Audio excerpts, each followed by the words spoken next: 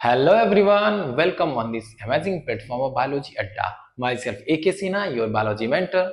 All my dear friends, my dear students, today we are going to discuss a very important chapter, that is control and coordination. So friends और मेरे dear students, यहाँ पर हम लोग discuss करने वाले हैं एक चैप्टर जो कि है कंट्रोल और कोऑर्डिनेशन, जो कि आपके एग्जामिनेशन पॉइंट ऑफ व्यू से बहुत महत्वपूर्ण चैप्टर है। और साथ साथ फ्रेंड्स ये हमारे डेली लाइफ से भी रिलेटेड है, यानी कि हमारे डायरेक्टली कहे तो हमारे बॉडी से रिलेटेड है। तो बिना वक्त गवाए चलिए क्लास को शुरू करते हैं। और फ्रेंड्स अगर वीडियो अच्छा लगेगा, क्लास अच्छा लगे तो इसको शेयर जरूर करें, ठीक ना। चले तो सबसे पहले हम लोग बात कर लेते हैं कोऑर्डिनेशन का। तो फ्रेंड्स ये कोऑर्डिनेशन होता क्या है, इसको हमें डिस्कस करनी है। सो फ्रेंड्स कोऑर्डिनेशन का मतलब समझिएगा, जैसे हमारे बॉडी में डिफरेंट पार्ट्स होते हैं। सपोज करेंगे कि जैसे डाइजेस्टिव सिस्टम है। अब जो डाइजेस्टिव सिस्टम है उससे आपका माउथ होता है, इसोफेगस है, स्टोमक है, डिफरेंट काइंड्स के ग्लैंड्स हैं। ये सब मिलकर के एक पार्टिकुलर कार्य को करते हैं जिसको हम लोग कहते हैं फ्रेंड्स डाइजेशन। यानी कि कोऑर्डिनेशन का मतलब होता है डिफरेंट बॉडी पार्ट्स क्या करते हैं, एक साथ कार्य करते हैं। और वो कार्य क्या होता है, कोई एक पार्टिकुलर वर्क होता है। वहीं यहाँ पे लिखा गया है कि coordination is the response coordination is the process by which different parts of an organism work together to produce a response to a stimulus. यानी किसी स्टिमुलस को रिस्पॉन्स करने के लिए जो हमारे बॉडी पार्ट्स हैं वो एक साथ मिलकर के कार्य करते हैं फ्रेंड्स, उसी को हम लोग कहते हैं कोऑर्डिनेशन। आई होप कि आपको समझ में आ गई कि कोऑर्डिनेशन होता क्या है। सो फ्रेंड्स ध्यान देंगे, proper control and coordination is necessary to carry out various function activities of life. यानी कि कहा जाए तो हमारे जो हमारे लाइफ के बहुत सारी एक्टिविटीज हैं जो कि हमारे लिए जरूरी है, उनमें प्रॉपर कोऑर्डिनेशन बहुत ही महत्वपूर्ण रोल प्ले करता है, ठीक है। नेक्स्ट है कि we analyse and recognise various events, display only the correct response. यानी कि फ्रेंड्स हम क्या करते हैं, बहुत सारे जो इवेंट्स होते हैं, घटनाएं होती हैं, उसको हम लोग क्या करते हैं, एनालाइज करते हैं। और जो करेक्ट होता है उसी को हम लोग रिस्पॉन्स करते हैं, जो इनकरेक्ट होता है उसको रिस्पॉन्स नहीं करते फ्रेंड्स, ठीक है। ओके, अब हम बात करने वाले फ्रेंड्स यहाँ पर जो हम लोग बॉडी में जो कोऑर्डिनेशन होने वाली है, ये जो कोऑर्डिनेशन होगी किसके द्वारा होगी। तो फ्रेंड्स जो हमारे बॉडी में कोऑर्डिनेशन होती है वो दो सिस्टम भाग लेते हैं उसमें। एक जिसको हम लोग कितने सिस्टम पार्टिसिपेट करते हैं, दो सिस्टम। एक जिसको हम लोग कहते हैं नर्वस सिस्टम और एक को हम लोग कहते हैं हार्मोनल सिस्टम या एंडोक्राइन सिस्टम। सो फ्रेंड्स ध्यान दीजिए, यहाँ पे ध्यान देंगे the organ of nervous system. तो फ्रेंड्स ये नर्वस सिस्टम और दूसरा है आपका एंडोक्राइन सिस्टम। सो फ्रेंड्स ये जो नर्वस सिस्टम और एंडोक्राइन सिस्टम है ये क्या करते हैं, तो ह्यूमन बॉडी में कोऑर्डिनेशन का कार्य करते हैं। तो अगर आपसे पूछा जाए कि बताइए कि which system participate in coordination of human body, then आपका आंसर क्या होगा, नर्वस सिस्टम और endocrine system. I hope you better understand this. Next one is okay, जो फ्रेंड्स हमने अभी जस्ट आपको बताया कि कंट्रोल और कोऑर्डिनेशन किसके द्वारा, नर्वस सिस्टम और एंडोक्राइन सिस्टम के द्वारा होता है, ठीक ना। ओके, सो फ्रेंड्स सबसे पहले हम यहाँ पर डिस्कस करने वाले नर्वस सिस्टम के बहुत सारे एस्पेक्ट्स को। यहाँ पर डिस्कस करेंगे हम लोग ब्रेन को, स्पाइनल कॉर्ड को, ब्रेन के पार्ट्स को, सेंट्रल नर्वस सिस्टम को, पेरिफेरल नर्वस सिस्टम को, यानी कि डिफरेंट काइंड्स का हम लोग नर्वस सिस्टम को डिस्कस करने वाले हैं। तो सबसे पहले फ्रेंड्स देखेंगे यहाँ पे हम जानते हैं कुछ इंपॉर्टेंट टर्म्स के बारे में। नर्वस सिस्टम से रिलेटेड ही कुछ इंपॉर्टेंट टर्म्स हैं, इसको जानना जरूरी है। अगर इन टर्म्स को नहीं जानेंगे तो आपको ये चैप्टर समझने में दिक्कत हो सकती है। तो फ्रेंड्स सबसे पहले बात कर लेते हैं, एक जो टर्म आपके सामने है वो stimulus. So friends what is stimulus, stimulus क्या है, तो फ्रेंड्स समझने का प्रयास कीजिएगा। Any the change vector agent which cause a change in activity और behaviour of an organism. So friends any change, कोई भी चेंज, कोई परिवर्तन, कोई फैक्टर या कोई एजेंट जो एक ऑर्गेनिज्म के बिहेवियर में क्या कर देता है, परिवर्तन ला देता है फ्रेंड्स, क्या करता है, एक परिवर्तन ला देता है, उसे ही हम कहते हैं स्टिमुलस कहते हैं फ्रेंड्स। जैसे कि देखिए कैंडल, कैंडल के पास आप उंगली लेके जाते हैं तो क्या होता है फ्रेंड्स, जैसे ही आपका उंगली जो बर्न होता है, जैसे आपका उंगली जो फिंगर बर्न होता है आप उसको हटा लेते हैं और यहाँ पे डिस्टर्बेंस क्रिएट हो जाती है फ्रेंड्स, इसी को हम लोग कहते हैं स्टिमुलस। नेक्स्ट है रिसेप्टर। सो फ्रेंड्स ध्यान दीजिए कि जो स्टिमुलस में डिस्टर्बेंस क्रिएट हुआ है ना, डिस्टर्बेंस से क्रिएट होता है इलेक्ट्रिक इम्पल्स, और जिसको रिसीव करेगा यानी कि जो पार्ट जो ऑर्गन रिसीव करेगा उसको हम लोग बोलेंगे रिसेप्टर। सो फ्रेंड्स समझिएगा, receptor are the cells, tissue और organ that receive the stimulus. यानी कि जो स्टिमुलस है, जो डिस्टर्बेंस क्रिएट हुई है, उसको क्या करेगा, रिसीव करेगा। जो रिसीव करेगा फ्रेंड्स, उसे हम क्या कहेंगे, तो उसे हम रिसेप्टर कहेंगे। Next one is effector friends. अब ध्यान समझिएगा, ये वैसे टिश्यू, सेल या बॉडी पार्ट्स होते हैं जो स्टिमुलस को रिस्पॉन्स करेंगे। क्या करेंगे फ्रेंड्स, स्टिमुलस को रिस्पॉन्स करेंगे। जो रिस्पॉन्स करेंगे फ्रेंड्स, उसी को हम लोग कहते हैं इफेक्टर। ठीक है, तो समझिए, इफेक्टर आर टिश्यू ग्लैंड और muscles which act response to stimulus are received. यानी कि जो स्टिमुलस, जो डिस्टर्बेंस को रिसीव किया गया था, उसको क्या करना है, तो उसको अगेंस्ट में या उसको रिस्पॉन्स करना है। और जो रिस्पॉन्स करता है फ्रेंड्स, उसे ही हम लोग इफेक्टर कहते हैं। ठीक ना, ओके। अब नेक्स्ट पॉइंट इज दैट कि रिस्पॉन्स क्या होता है फ्रेंड्स, व्हाट इज रिस्पॉन्स। तो friends response is action, response is activity. ठीक ना, response is the reaction toward the stimulus by an organism. So friends response क्या होता है, रिस्पॉन्स क्या होता है, रिस्पॉन्स यही होता है कि कोई भी जो ऑर्गेनिज्म है स्टिमुलस को क्या करता है, उसके प्रति जो रिएक्शन देता है, उसके प्रति जो प्रतिक्रिया करता है फ्रेंड्स, उसी को हम लोग रिस्पॉन्स कहते हैं। ठीक है फ्रेंड्स, सो आगे बढ़ते हैं। सो फ्रेंड्स हम स्टिमुलस अब बात कर लेते हैं। सर स्टिमुलस कौन कौन से हैं फ्रेंड्स, तो स्टिमुलस में आपके लाइट हो सकता है, साउंड हो सकता है, स्मेल हो सकता है, टेस्ट हो सकता है, टेम्परेचर हो सकता है, पेन हो सकता है।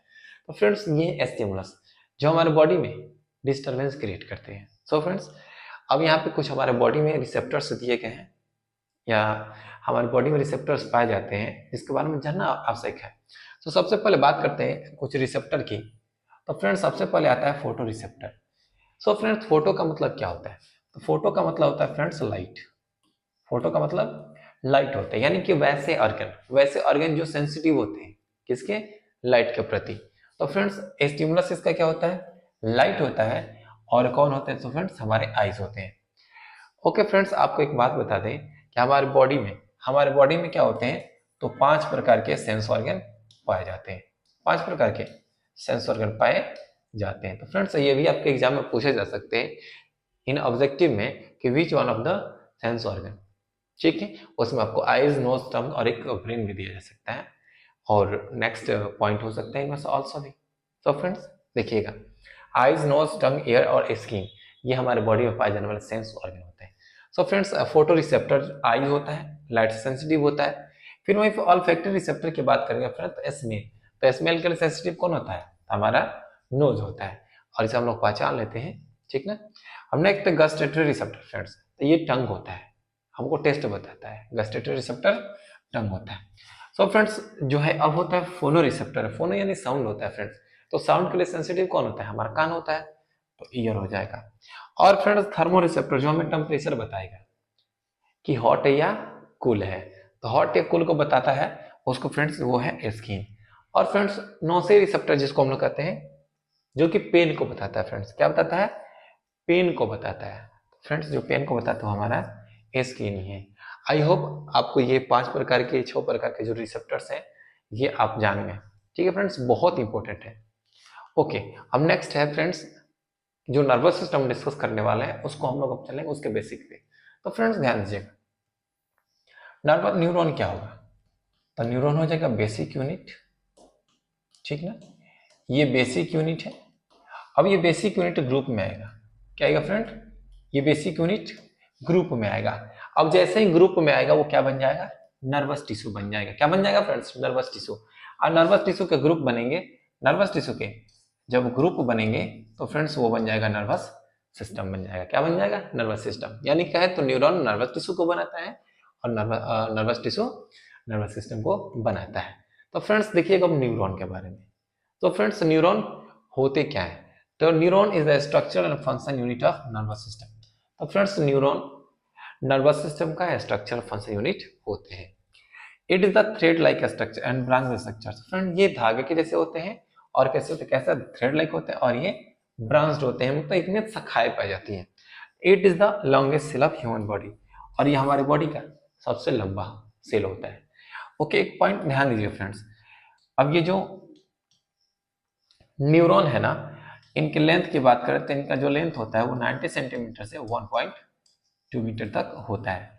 अब आपसे कहा जाए कि बताइए फ्रेंड्स कि हमारे बॉडी में जो सबसे लॉन्गेस्ट जो न्यूरॉन है वो कौन है फ्रेंड्स, तो जो लॉन्गेस्ट न्यूरॉन है वो कौन है, लॉन्गेस्ट न्यूरॉन। तो फ्रेंड्स जो लॉन्गेस्ट न्यूरॉन है वो है जिसको हम लोग कहते हैं motor neuron. Motor neuron. Friends ये जो मोटर न्यूरॉन है ये क्या है, तो ये लॉन्गेस्ट न्यूरॉन है। ओके फ्रेंड्स, आई होप आपको इतनी बातें समझ में आ गई होगी, ठीक है। ओके, अब देखिए फ्रेंड्स, अब यहाँ पे हम न्यूरॉन के स्ट्रक्चर की बात करते हैं। न्यूरॉन के स्ट्रक्चर की बात करते हैं। तो फ्रेंड्स समझिएगा, जो न्यूरॉन होता है ना, न्यूरॉन आपको कौन कौन से स्ट्रक्चर देखने को मिलते हैं।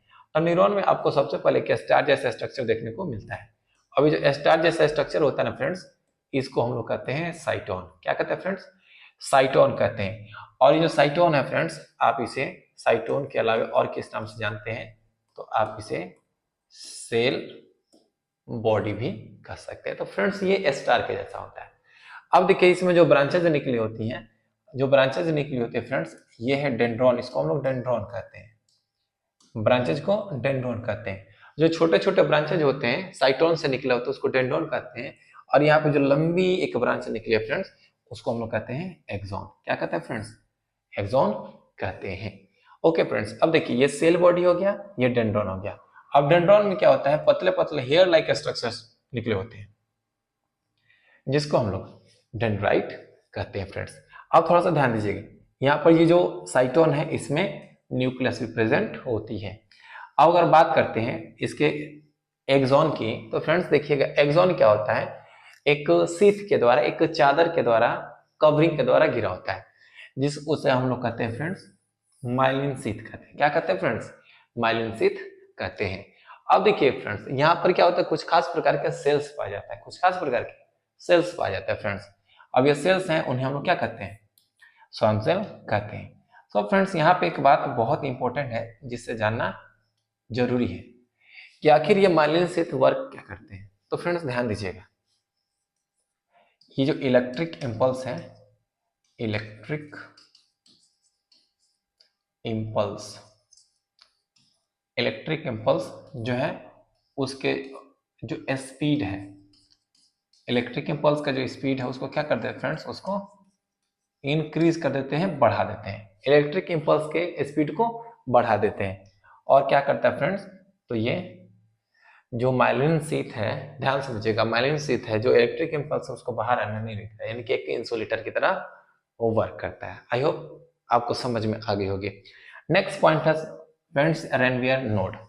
सो फ्रेंड्स देखिएगा, जैसे होता क्या है, जैसे आप मान लेते हैं ये माइलिन शीथ हो गया, अभी माइलिन शीथ हो गया ना, तो माइलिन शीथ हो गया, तो यहाँ पे देखिएगा, यहाँ पे एक डिप्रेशन है, यहाँ पर एक डिप्रेशन है जहां पर इसका जो माइलिन शीथ है उसकी कंटिन्यूटी ब्रेक हुई है। अभी जो कंटिन्यूटी ब्रेक हुई है ना फ्रेंड्स, इसी को हम लोग क्या कहते हैं, रेनवियर नोड कहते हैं। क्या कहते हैं फ्रेंड्स, रेनवियर्स नोड कहते हैं। ओके फ्रेंड्स, अब देखिएगा एक्सॉन के अगर हम एंड पार्ट की बात करें तो उसे फ्रेंड्स हम लोग कहते हैं एक्सॉन टर्मिनल, एक्सॉन टर्मिनल, या इसे हम लोग कहते हैं सिनेप्टिक नोब कहते हैं फ्रेंड्स, सिनेप्टिक नोब कहते हैं। ठीक है फ्रेंड्स, ओके। अब थोड़ा सा ध्यान दीजिएगा, अब यहाँ पे क्या बात होती है, अगर हम डेंड्राइट्स की बात करें फ्रेंड्स, ये क्या करता है, तो it receive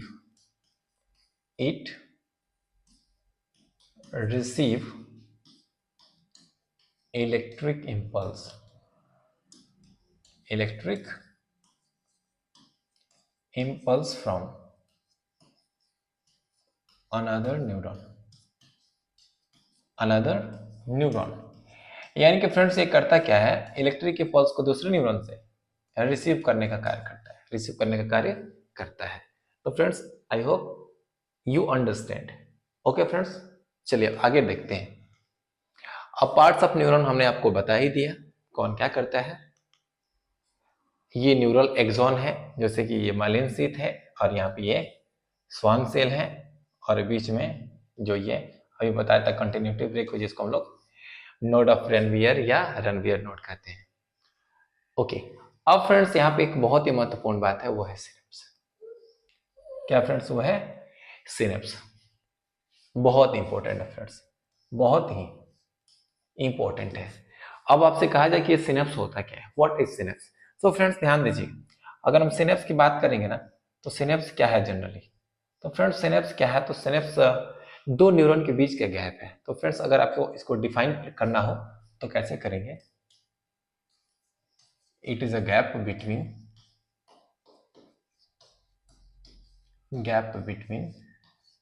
to neuron,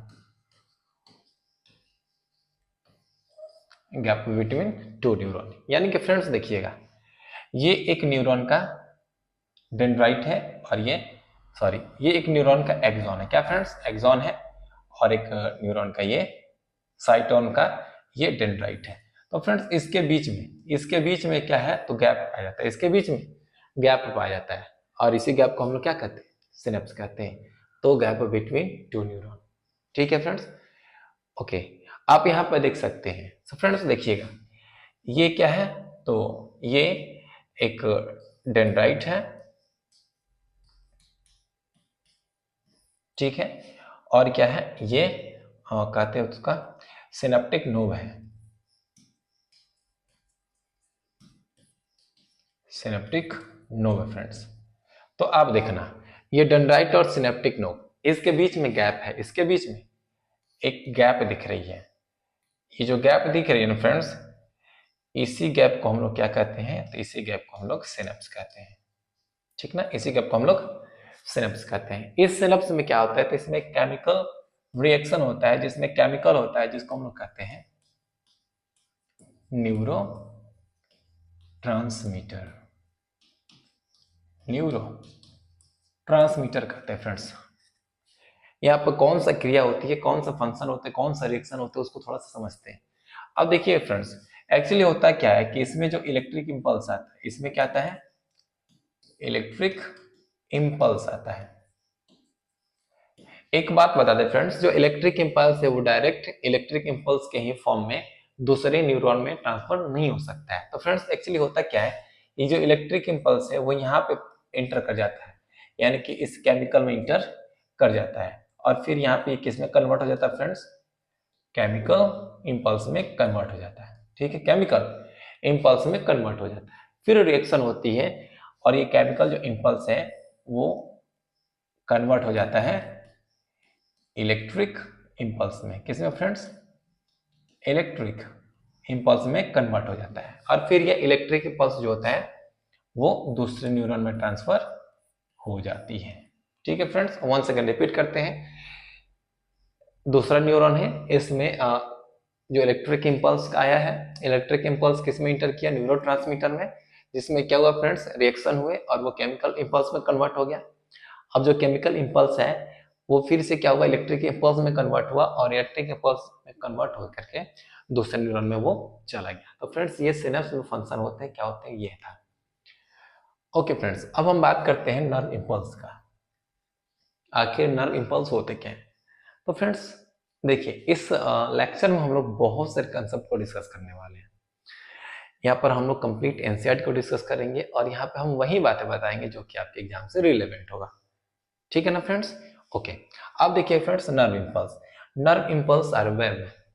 nerve impulse क्या फ्रेंड्स? तो नर्व इंपल्स एक वेव है, एक वेव है। किसका वेव है? इलेक्ट्रिकल एंड केमिकल सिग्नल का। फ्रेंड्स नर्व इंपल्स क्या है? तो nerve impulse are wave of electrical and chemical impulse carried along nerve और न्यूरॉन। जो क्या होता है फ्रेंड्स? न्यूरॉन के द्वारा, नर्व के द्वारा कैरी किए जाते हैं। तो फ्रेंड्स अगर आपसे पूछा जाए कि व्हाट इज नर्व इंपल्स, तो nerve impulse is a wave of electrical and chemical signals carried by nerve or neuron. Next one is that nerve impulse are initiated at receptor cell as a result of stimulus from the environment. तो friends ये nerve impulse कब create होते हैं? तो friends समझिए, जैसे कि मोमबत्ती है ना, मोमबत्ती को आप जैसे ही टच करोगे ना, हाथ में जो डिस्टर्बेंस क्रिएट होगी, कहाँ पर क्रिएट होगा? रिसेप्टर के पास। तो फ्रेंड्स नर्व इंपल्स जो क्रिएट होते हैं वो स्टिमुलस से जो क्रिएट होता है ना डिस्टर्बेंस, वो कहाँ पर क्रिएट होता है? रिसेप्टर के पास। आप इसे ध्यान में रखिएगा, ठीक ना फ्रेंड्स। ओके, अब यहाँ पर हम बात कर लेते हैं फ्रेंड्स, जो हमारा न्यूरॉन है, न्यूरॉन में कैसे इंपल्स, जो इलेक्ट्रिक इंपल्स है वो कैसे ट्रांसफर होता है, कैसे वो आगे पहुंचता है। तो देखिएगा फ्रेंड्स, अब यहाँ पे information is collected by the dendritic tips. So सबसे पहले फ्रेंड्स क्या कहता है, तो सबसे पहले फ्रेंड्स एक्चुअली होता क्या है कि जो इंफॉर्मेशन है वो डेंड्राइट्स के द्वारा रिसीव कर लिया जाता है। हम आपको डायग्राम के द्वारा समझाएंगे, फिलहाल समझिए। डेंड्राइट के टिप के द्वारा इंफॉर्मेशन को रिसीव किया गया, अब ये केमिकल रिएक्शन हुआ इलेक्ट्रिक इंपल्स, ठीक है। फिर उसके बाद क्या हुआ फ्रेंड्स, जो इलेक्ट्रिक इंपल्स है वो डेंड्राइट से किस में चला गया, सेल बॉडी में चला गया। किस में गया फ्रेंड्स, सेल बॉडी में। सेल बॉडी से एक्सॉन में आता है, एक्सॉन से नर्व एंडिंग के पास जाता है और फिर वो सिनेप्स में एंटर करता है। और सिनेप्स से क्या होता है फ्रेंड्स, जो हमने अभी बताया synapse function, electric impulse, chemical electric.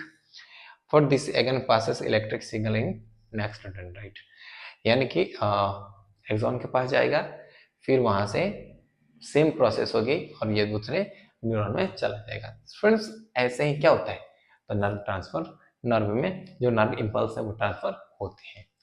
अब देखिए फ्रेंड्स, अब यहाँ पे एक पॉइंट है न्यूरोमस्कुलर जंक्शन।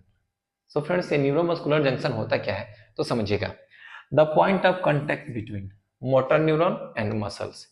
सो फ्रेंड्स ध्यान समझिएगा, ये एक कॉन्टेक्ट पॉइंट है जहां पर आपके मोटर न्यूरॉन और मसल सेल, मोटर न्यूरॉन और जो मसल सेल क्या होते हैं, अटैच होते हैं। क्या होता है फ्रेंड्स, अटैच होते हैं। जैसे समझिएगा, यहाँ पे आप देख रहे हैं ये मसल सेल है, और ये जो मसल सेल है ना फ्रेंड्स, ये जो मसल सेल है इससे क्या अटैच हुआ है, तो इससे अटैच हुआ है न्यूरॉन, ठीक है ना फ्रेंड्स, इससे अटैच क्या हुआ है, न्यूरॉन।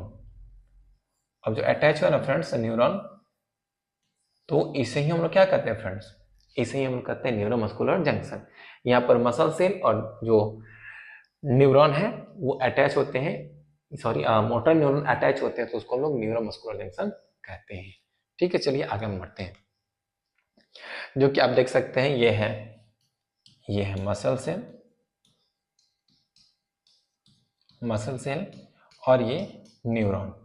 और फ्रेंड्स कौन सा न्यूरॉन है, तो ये है मोटर न्यूरॉन, ठीक ना। ओके, अब देखिए फ्रेंड्स टाइप ऑफ न्यूरॉन्स की बात करते हैं, टाइप ऑफ न्यूरॉन्स की बात करते हैं। फ्रेंड्स टाइप ऑफ न्यूरॉन्स, आपके 3 प्रकार के न्यूरॉन्स होते हैं। कौन कौन होते हैं फ्रेंड्स, तो एक होता है जिसको हम लोग कहते हैं सेंसरी न्यूरॉन, दूसरा होता है इंटर न्यूरॉन, तीसरा होता है मोटर न्यूरॉन। एक फ्रेंड्स बात ध्यान दीजिएगा, ये जो सेंसरी न्यूरॉन है ना, ये सॉरी जो इंटर न्यूरॉन है ना, इसे आप रिले न्यूरॉन भी कहते हैं, रिले न्यूरॉन भी कहते हैं, जिसको हम लोग आगे डिस्कस करेंगे। तो फ्रेंड्स न्यूरॉन कितने टाइप के, तो 3 टाइप के, एक सेंसरी, एक इंटर और तीसरा मोटर न्यूरॉन। तो फ्रेंड्स इसके बारे में हम एक एक करके डिस्कस करते हैं। तो फ्रेंड्स समझिएगा, जो सेंसरी न्यूरॉन होता है फ्रेंड्स, उसको हम लोग एफरेंट न्यूरॉन भी कहते हैं, जो कि इंफॉर्मेशन को क्या करता है, रिसीव करता है, लाता है, ठीक है। और जो लेके आता है उसको हम लोग इफरेंट कहते हैं। फ्रेंड्स समझिएगा, सेंसरी न्यूरॉन को एफरेंट न्यूरॉन कहते हैं। They help in transmitting nerve impulse from receptor to central nervous system. So friends sensory neuron करता क्या है, तो जो डिस्टर्बेंस क्रिएट हुई, इलेक्ट्रिक इंपल्स क्रिएट हुई है, जहां पर रिसेप्टर था, रिसेप्टर क्या करता है, उसको रिसीव करके सेंट्रल नर्वस सिस्टम के पास भेज देता है। फ्रेंड्स क्या करता है, सेंट्रल नर्वस सिस्टम के पास भेज देता है। तो ये किसका फंक्शन हो गया, तो ये हो गया सेंसरी न्यूरॉन का फंक्शन।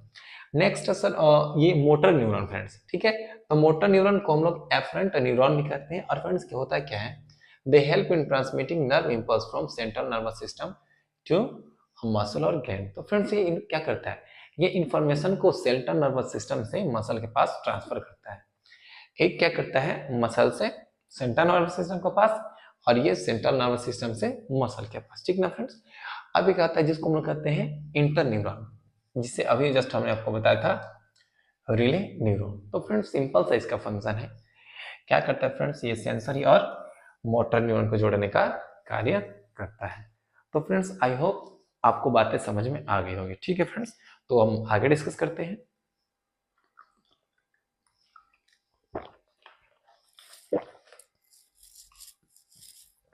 ठीक है फ्रेंड्स, अब देखेंगे फ्रेंड्स यहाँ पे कुछ पॉइंट्स है, कुछ मूवमेंट है जो हमारे बॉडी में होती है, ठीक है। तो सबसे पहले बात करते हैं वॉलंटरी एक्शन के। फ्रेंड्स वॉलंटरी एक्शन क्या होता है, व्हाट इज वॉलंटरी एक्शन। तो friends first of all we have to study, we have to know about voluntary action. So voluntary action is that action which can control by us, which can control by our will. तो friends समझिए, ये voluntary action क्या होता है? Voluntary action जिसको हम हिंदी में ऐच्छिक क्रिया कहते हैं फ्रेंड्स। ये ऐच्छिक क्रिया होता क्या है? जिसे हम अपनी इच्छा के अनुसार कंट्रोल कर सकते हैं फ्रेंड्स, इच्छा के अनुसार कंट्रोल कर सकते हैं। और जब हम इच्छा के अनुसार कंट्रोल कर सकते हैं फ्रेंड्स, तो उसमें हमारा थॉट क्या होता है? इन्वॉल्व होता है। हमारा ब्रेन क्या होता है? इन्वॉल्व होता है। तो फ्रेंड्स चलिए देखते हैं। This action can be control by our own will, यानी कि जो वॉलंटरी एक्शन होता है या मूवमेंट होता है, इसे हम कंट्रोल कर सकते हैं अपनी इच्छा के अनुसार। थिंकिंग इन्वॉल्व, ब्रेन इन्वॉल्व, यानी कि फ्रेंड्स थिंकिंग भी इन्वॉल्व होता है और ब्रेन भी इन्वॉल्व होता है। एज एग्जाम्पल अगर बात करें तो वॉकिंग है, मन करेगा तो वॉक करेंगे, मन करेगा तो लिखेंगे, डांस करेंगे, जंपिंग करेंगे, सब हमारे मूड के ऊपर डिपेंड है। मन करेगा तो करेंगे, नहीं नहीं करेंगे। अब देखिएगा friends, involuntary action. So friends, जो इनवॉलंटरी एक्शन होता है वो हमारे मर्जी के हिसाब से नहीं चलता है, ठीक है ना फ्रेंड्स, हमारे मर्जी के हिसाब से नहीं चलता है। तो देखिएगा, this action can not be control by our own will. ये जो एक्शन होता है जिसको हम लोग इनवॉलंटरी एक्शन कहते हैं, वो हमारी इच्छा के अनुसार कंट्रोल नहीं होता फ्रेंड्स। जब हमारी इच्छा के अनुसार कंट्रोल नहीं होता है तो थिंकिंग इज नॉट इन्वॉल्व, यानी कि इनवॉलंटरी एक्शन में थिंकिंग इन्वॉल्व नहीं होता है। Next point is brain is involve. Friend, brain involve होता है। अब एग्जांपल में बात करेंगे, pumping of blood, blood pumping हो गया। पेरिस्टाल्टिक मूवमेंट क्या होता है friends? Contraction relaxation of blood vessel. ये क्या कुछ एग्जांपल है आपके इनवॉलंटरी एक्शन के, जिसे हम अपनी इच्छा के अनुसार कंट्रोल नहीं कर सकते। Next point is reflex action friends, that is very very important, और इसे हम लोग आगे डिस्कस करेंगे, कि बहुत डिटेल में डिस्कस करेंगे, ठीक ना। अब देखिए, this action can not be control by our will. ये जो फ्रेंड्स रिफ्लेक्स एक्शन होता है, रिफ्लेक्स एक्शन को हम अपनी इच्छा के अनुसार कंट्रोल नहीं कर सकते फ्रेंड्स। हमारे अंदर वो कैपेसिटी नहीं है कि रिफ्लेक्स एक्शन को हम क्या कर सके, तो कंट्रोल कर सके। थिंकिंग इज नॉट इन्वॉल्व, तो फ्रेंड्स कंट्रोल नहीं कर सकते हैं तो थिंक करने का क्या ही मतलब बनता है, तो thinking is not involve. Next friends, spinal cord is involve. तो फ्रेंड्स, ये स्पाइनल कॉर्ड या होता है सेंट्रल नर्वस सिस्टम का हिस्सा होता है, पार्ट होता है जो कि रिफ्लेक्स एक्शन को कंट्रोल करता है। तो फ्रेंड्स समझिएगा, spinal cord involve, but you have to remember, याद रखेंगे friends, in reflex action brain is not involve, हमारा ब्रेन इन्वॉल्व नहीं होता है। Friends example, withdrawal of hand when touch hot object, यानी कि जैसे ही क्या होता है कि आप किसी गर्म ऑब्जेक्ट को टच करते हैं ना, तो उसी एकदम स्पीड, जैसे ही जितना स्पीड में आप टच करते हैं उतने स्पीड में आप अपने हाथ को हटा लेते हैं फ्रेंड्स। इसी को हम लोग कहते हैं रिफ्लेक्स एक्शन, यानी कि यहाँ पर आपका दिमाग नहीं काम करेगा, आपका दिमाग नहीं सोचेगा कि हटाए या नहीं हटाए। यहाँ पे क्विक रिस्पॉन्स करने की आवश्यकता होती है, और क्विक रिस्पॉन्स कब होती है? रिफ्लेक्स एक्शन में होती है। फ्रेंड्स, रिफ्लेक्स एक्शन को कौन कंट्रोल कर लेता है? तो रिफ्लेक्स एक्शन को कंट्रोल करता है हमारा स्पाइनल कॉर्ड। आई होप कि यहाँ तक आपको बातें समझ में आ गई होंगी। तो फ्रेंड्स